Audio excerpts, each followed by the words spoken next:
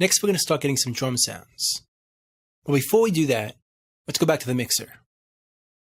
And if you remember, we added this EQ to the master bus in the last video. This makes the mix sound brighter and more finished. But leaving it on the master bus isn't really going to help us, because everything we do going forward on the individual tracks is going to fight it. So to create the same effect, but without tying our hands, let's take it off the master 2 bus and instead put it on each of these tracks. It'll sound exactly the same. It's just an EQ, but it gives us more flexibility when we tweak each track to use more or less of the effect, or not at all. So let's take it off of here. I'm actually going to copy it by holding down Option on the Mac, Alt on the PC, and just drag it to an individual track. And put it there as well. Let's do the same with this one. And our sax, the guitars, the Rhodes, our bass track, and our drums.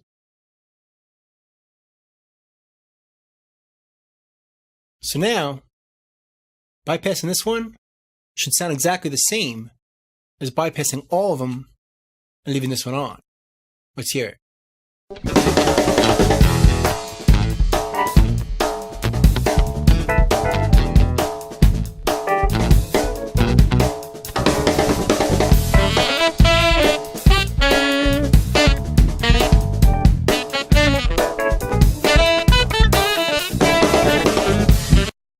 And it does. So now we can get rid of this one. We have the same thing with more flexibility. So let's mute everything except for the drums.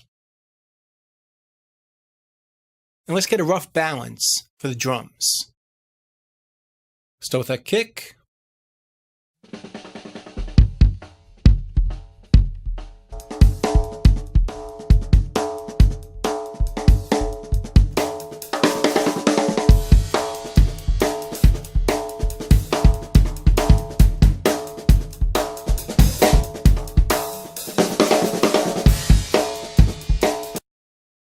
Somewhere about there.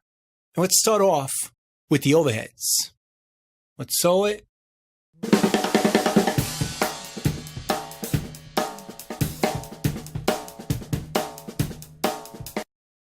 Now let's notice what the overheads are doing. With a little rough mix, the overheads are adding the top end, the stereo-ness, or how wide the drums are, and basically how pretty or bright the cymbals are. Without it,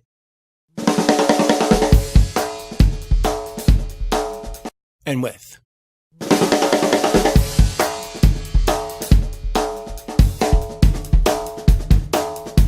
So basically, we want this track to be pretty bright.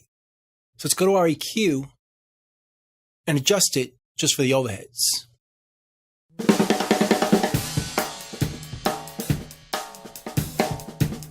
I don't think we need this. Let's work on the top end.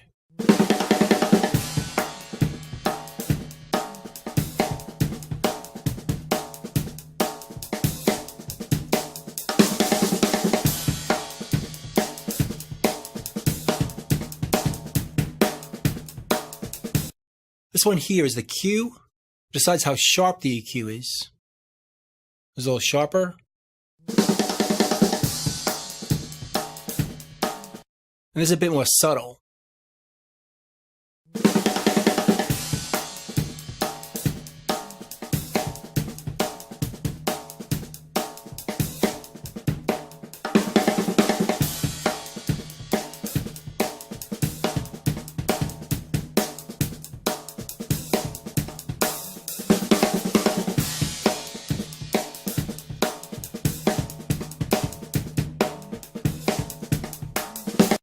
Now that sounds pretty bright by itself, but in the track, mixed with the other drums, I think it's going to work like this.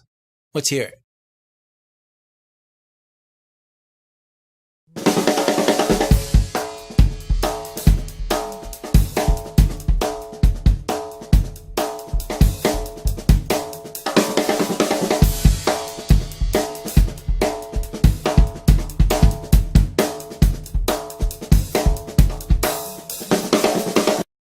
That feels pretty good like that. It's nice and bright and pretty, but it's not overwhelming or harsh sounding. Now, if you notice, I'm not going to compress the overheads. I'm not a big fan of doing that. It makes them pump too much, where you hear the effect. I prefer the overheads to sound natural, especially in a song like this. We'll probably compress the other tracks, but the overheads aren't going to really need it. So let's leave the overheads like this for now, and let's move on.